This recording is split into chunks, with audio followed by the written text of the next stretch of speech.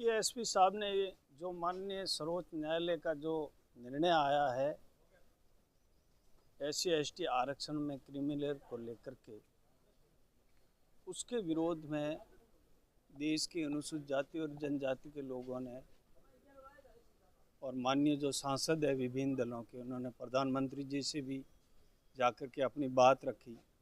2018 में जिस तरीके का माननीय सुप्रीम कोर्ट का जो निर्णय आया था, उसके अगेंस्ट में जिस प्रकार के देश के अनुसूचित जाति जनजाति के लोगों ने जो प्रदर्शन किया था, उससे पहले प्रधानमंत्री जी ने कोई इस प्रकार का बाद में जो सुधार किया, वो पहले देश की जनता को आश्वस्त नहीं किया। इसलिए वो जैसा भी रहा, लेकिन माननीय सुप्रीम कोर्ट के जो निर्णय था उसको बदलने का पावर सिर्फ और सिर्फ हमारी इस डेमोक्रेसी में भारत की संसद के पास है।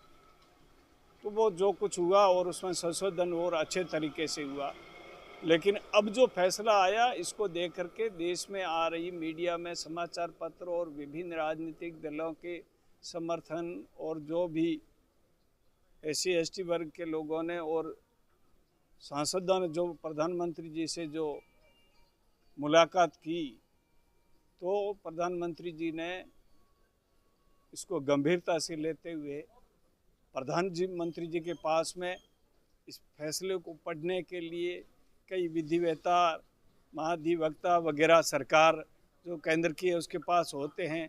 इससे लगा कि जो अनुच्छेद 241 जो आरक्षण को लेकर के हैं, उसका सही मायने में ये सुप्रीम कोर्ट का निर्णय उसके पक्ष में नहीं रहा होगा, ऐसा महसूस किया प्रधानमंत्री जी और भारत की केंद्र सरकार ने। इसलिए प्रधानमंत्री जी ने पूरे जो सांसद मिलने गए उनको और अपने सरकार के मंत्री के माध्यम से जो देश को संदेश दिया कि ये जो क्रिमिनल का फैसला है वो सरकार लागू नहीं करती है। और इस वक्तव्य का हम स्वागत करते हैं कि प्रधानमंत्री जी निश्चित तौर पे इसमें अमेंडमेंट करके जो आरक्षण में व्यवस्था की गई थी आरक्षण की, ये आरक्षण आर्थिक आधार पे नहीं दिया गया। ये गरीबी उन्मूलन कार्यक्रम नहीं है कि एक आदमी कोई बन गया SP या कलेक्टर या जज। और ये मैं आपको 6 महीने पहले की जब एक SP था, उसके लिए कितनी पुलिस लगा करके उसको घोड़ी पर बैठने दिया गया। हालांकि मैं ज़्यादा इस तरीके की नहीं है। इस देश में जातिगत ऊंच नीच भेदभाव जब तक रहेगा तब तक इस संविधान के जो अनुच्छेद 241 जायज है। और जिस दिन ये लगेगा कि जाति नहीं का कोई ऊंच है न नीच है, न किसी से जाति पूछ करके भेदभाव किया जाता रहेगा, तब तक ये जो आपसी ऊंच और नीच का जो भाव है, इसको बराबरी पर गरीब जो तबका है, जिसको नीच भी कहते हैं लोग, वो तबका बराबरी पे नहीं आता, तब तक आरक्षण लागू रहना चाहिए। और अभी देश के प्रधानमंत्री की भी यही इच्छा है। तो आगामी अभी जो मीटिंग हुई है उसमें क्या 21 तारीख को भारत बंद का ऐलान है, या फिर बाड़मेर भी बंद है या फिर नहीं? देखिए, यहाँ के जो प्रशासन, माननीय SP साहब और ADM साहब और पूरा पुलिस प्रशासन ने जो पहल की है, ये अच्छी बात है।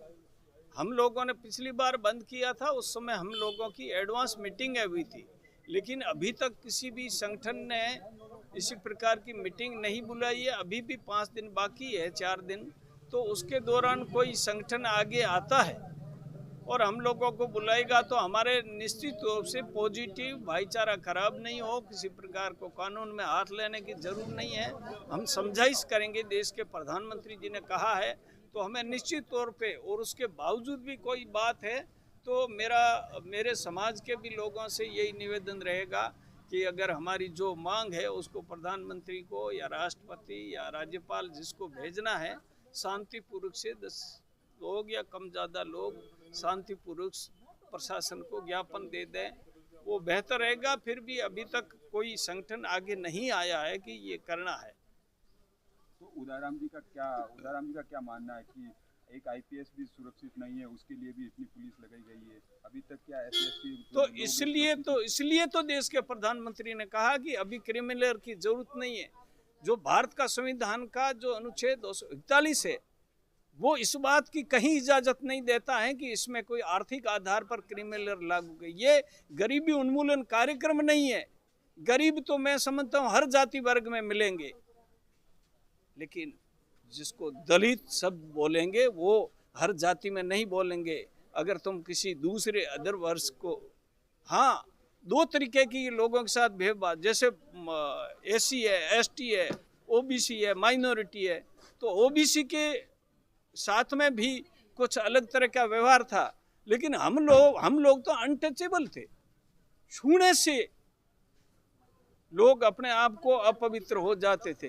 तो इसलिए ये जो कार्यक्रम है, ये आरक्षण है, वो जो गैप है, सामाजिक ऊंच और नीच का जो भेदभाव है, उसको मिटाने के लिए, बराबरी पर लाने के लिए, उनको मानवीय जीवन जीने के लिए आरक्षण में ये प्रावधान किए, चाहे राजनीतिक क्षेत्र हो और चाहे इस कर्मचारी और दूसरा जो नौकरियां में आरक्षण हो। ये आरक्षण इसी मंशा को देखते हुए भारत के संविधान में व्यवस्था डॉक्टर BR अम्बेडकर ने जो खुद ने भोगा था, उससे हम लोगों को मुक्ति दिलाने के लिए खपा करके हमें वो भारत का संविधान दे गए हैं। मुझे खुशी है कि भारत का संविधान में कोई भी इस प्रकार का देश में अपना कानून हाथ में नहीं ले सकता, कोई भी वर्ग हो। नहीं तो हमारे साथ में जो देश आज़ाद हुए उनकी हालत देखिए, बांग्लादेश को देखिए, पाकिस्तान को देखिए।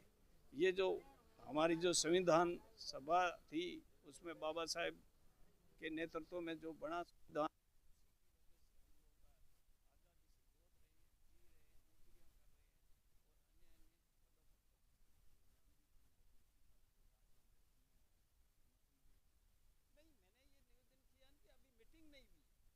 कौन बंद कर रहा है? निश्चित तौर से ऊपर से है।